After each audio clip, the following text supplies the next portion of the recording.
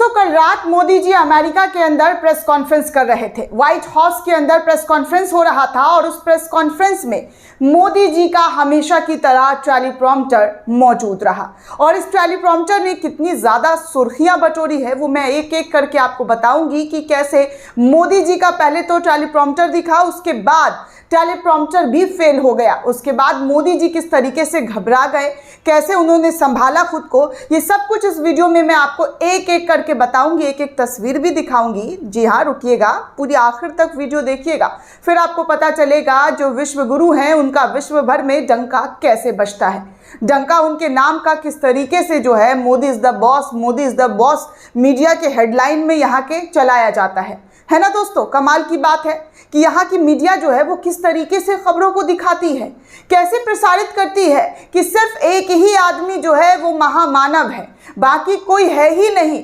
और दूसरी तरफ अमेरिकी मीडिया अपने सवाल ऐसा पूछती है कि उस सवाल से मोदी जी जो है वो घबरा जाते हैं। जो 9 साल तक हमारे देश में प्रेस कॉन्फ्रेंस नहीं करते हैं, वो 9 साल बाद अमेरिका में प्रेस कॉन्फ्रेंस में 2 सवाल, जी हाँ, अमेरिकी मीडिया का 2 सवाल लेने के लिए तैयार होते हैं। और जब वो 2 सवाल उनके सामने आता है तो उनके पसीने छूट जाते हैं। वो किस तरीके से लंबा चौड़ा भाषण दे निकलते हैं, बच निकलते हैं, वो सब कुछ इस तस्वीर में, इस पूरी खबर में मैं आपको दिखाऊंगी तस्वीरों के माध्यम से एक एक करके।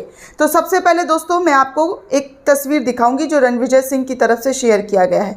इस तस्वीर को आप देखिए और देखकर कुछ ढूंढने की कोशिश कीजिए कि इस तस्वीर में ऐसा है क्या जिसको लेकर काफ़ी ज़्यादा चर्चा हो रही है।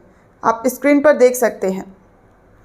चर्चा ये हो रही है दोस्तों कि अगर आप ध्यान से देखेंगे तो मोदी जी के बगल में जो है मोदी जी और बाइडेन खड़े हुए हैं। अमेरिका का झंडा और इंडिया का झंडा दोनों के बगल में पीछे खड़ा है। लेकिन बाइडेन जो है अमेरिका के राष्ट्रपति, उनके बगल में कोई टेलीप्रॉम्प्टर नज़र नहीं आ रहा है। और मोदी जी के बगल में देखिए 2-2 टेलीप्रॉम्प्टर है, ट्रांसलेटर है, हेडफोन भी है उनके कान में। तो ये टेलीप्रॉम्प्टर जो है उनका साफ तौर पर यहाँ पर भी दिखाई दिया। जो इतना भाषण देते हैं ना, सबका साथ, सबका विकास, सबका विश्वास, सबका प्रयास, वो कहाँ का कमाल है, कैसा कमाल है, ये आप देख सकते हैं।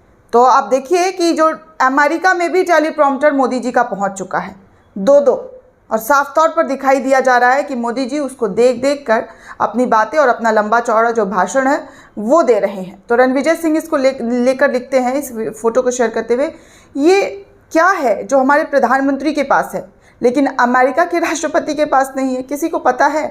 तो नीचे लोगों ने बड़े मज़ेदार जो है ट्वीट्स भी किए हैं। संतोष यादव जो है वो लिखते हैं कि टेलीप्रॉम्प्टर और गोदी मीडिया है। तो ये सब कुछ, तो ऐसे जो है तस्वीरें वहाँ से निकलकर सामने आ रही है कि मोदी जी जो हैं, जो भारत में इतना लंबा चौड़ा भाषण देते हैं, उस भाषण के पीछे का जो कमाल है वो टेलीप्रॉम्प्टर है। एक तस्वीर आपने देख ली, ये टेलीप्रॉम्प्टर वाली। अब दूसरी आपको जो दिखाने वाली हूँ वो कांग्रेस की तरफ से शेयर किया गया है, कांग्रेस के नेता बीवी श्रीनिवास की तरफ से। और आरोप लगाया जा रहा है कि देखिए कैसे मोदी जी जो है, जो बाइडेन के साथ बैठकर बातचीत कर रहे थे और अचानक से वो मोमेंट आया, जी हाँ, वो मोमेंट आया जहाँ पर मोदी जी जो है हड़बड़ा गए। उन्हें कुछ बोलना था लेकिन वो बोल नहीं पाए क्योंकि वहाँ पर टेलीप्रॉम्प्टर नहीं था, इसलिए उन्होंने अपना डायरी निकालकर पढ़ना शुरू कर दिया। तो ये सब कुछ जो है लेकर कांग्रेस की तरफ से शेयर किया जा रहा है और लिखा जा रहा है, तथाकथित विश्व गुरु जाने माने 56 इंच ऑरेटर को ओवल ऑफिस में टेलीप्रॉम्प्टर नहीं मिला तो डायरी खोलकर ही फेंकना शुरू कर दिया गया। ऐसे जो है यहाँ पर श्रीनिवास की तरफ से ये वीडियो ट्वीट करते हुए बताया जा रहा है कि हर जगह पर मोदी जी को टेलीप्रॉम्प्टर चाहिए और जब मीटिंग हो रही थी उस मीटिंग में टेलीप्रॉम्प्टर नहीं था तो मोदी जी ने डायरी निकालकर पढ़ना शुरू कर दिया। बाइडेन उनको देख रहे हैं कि कर क्या रहे हैं, तो ऐसी स्थिति भी वहाँ पर आई। नितिन अग्रवाल लिखते हैं ट्वीट करते हुए कि प्रेस कॉन्फ्रेंस में कौन टेलीप्रॉम्प्टर लेकर जाता है। प्रेस कॉन्फ्रेंस तो वो मोमेंट वाला सवाल होता है दोस्तों कि जब जो पूछ लिया उस पर आपको जवाब देना होता है, लेकिन यहाँ पर हमारे प्रधानमंत्री जो हैं वो टेलीप्रॉम्प्टर के ही सहारे हर जगह जाते हैं। तो ऐसी चीज़ें, ऐसी स्थिति जो है वहाँ पर देखने को मिली। और सबसे कमाल की बात है दोस्तों कि हमारे देश की जो मीडिया है इतना वाहवाही कर रही है, इतना वाहवाही कि बॉस वॉस सब लिख रही है कि जो बाइडेन के बॉस हो गए हैं। अब सोचिए कि अमेरिका का कोई शख्स देख ले ये सब खबर तो उनका पेट फूल जाए हंस हंस करके कि क्या है ये, मीडिया है या जोकर है, ये लोग क्या कर रहे हैं, मदारी हैं जो नाच रहे हैं डमरू बजा बजा करके, इनके ऑफिस में, इनके दफ्तर में डमरू बज रहा और ये लोग नाच रहे हैं। तो ऐसी चीज़ें भी है दोस्तों हमारे मीडिया के अंदर। तो टेलीप्रॉम्प्टर वाली चीज़ें तो आपने देखी दोस्तों कि कैसे टेलीप्रॉम्प्टर का जो है पूरा पोल पट्टी वो सब खुल गया। अब आपको एक और चीज़ दिखाऊंगी। कुछ लोग सवाल भी पूछ रहे हैं इस पूरे मामले पर जो मोदी जी का प्रेस कॉन्फ्रेंस हुआ है। सुजाता पॉल लिखती हैं कि अमेरिका गए, पहली प्रेस कॉन्फ्रेंस वार्ता को संबोधित किया और सवाल लोकतंत्र और अल्पसंख्यकों की सुरक्षा और अभिव्यक्ति की स्वतंत्रता पर पूछा गया था। उत्तर जो दिया गया तो वो बताता है कि डिफेंसिव होना पड़ गया प्रधानमंत्री को। अब इंतज़ार है इन ट्रोल आर्मी की प्रतिक्रिया की और गोदी मीडिया अब क्या कहने वाली है। तो ये चीज़ें जो है वो लिख रही है। नीता डिसूजा लिखती हैं कि एक सवाल ही ने मोदी जी को पानी पीने पर मजबूर कर दिया।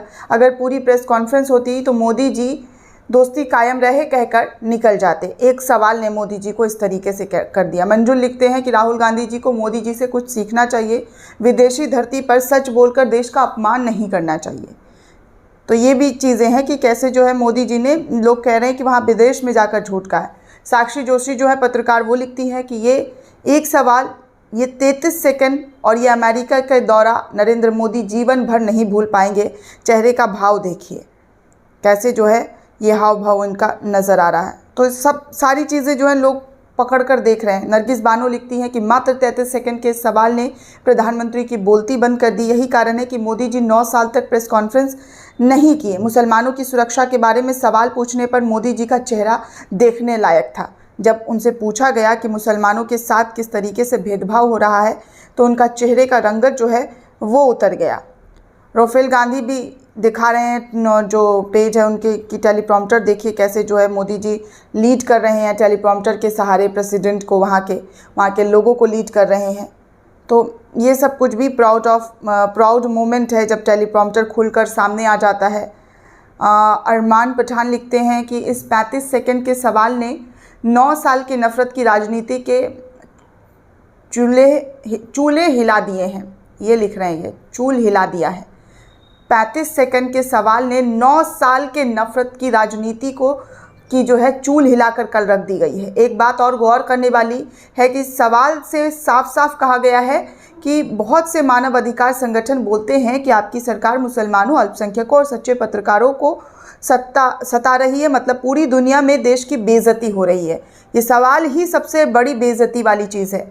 अभिषेक आनंद जर्नलिस्ट हैं, वो लिखते हैं कि अमेरिका में मोदी से वो पूछ लिया गया जो भारत का कोई पत्रकार आज के वक्त में नहीं पूछ सकता है। आरोप है कि आपकी सरकार ने धार्मिक अल्पसंख्यकों के साथ भेदभाव किया है और वहाँ आलोचकों को भी चुप करा दिया गया है। आप मुस्लिमों के अधिकार दिलाने और फ्री स्पीच के लिए क्या करेंगे? तो जवाब में मोदी ने संविधान और लोकतंत्र की बातें कहकर जो है कोई भेदभाव नहीं करता, ये कहकर निकल गए। तो ये चीज़ें भी जो है दोस्तों काफ़ी चर्चित हो रही है यहाँ पर।